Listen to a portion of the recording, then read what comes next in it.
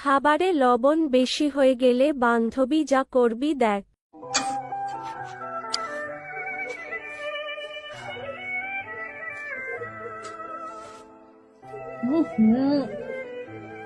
পুড়ে গেছে।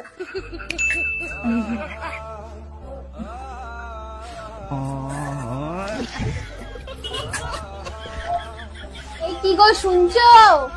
হ্যাঁ, কি হয়েছে বলো। চেখে দেখো তো।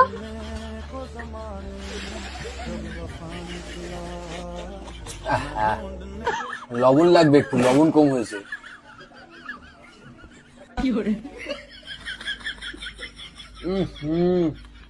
লবণ পুড়ে গেছে, কত লবণ দিয়েছো?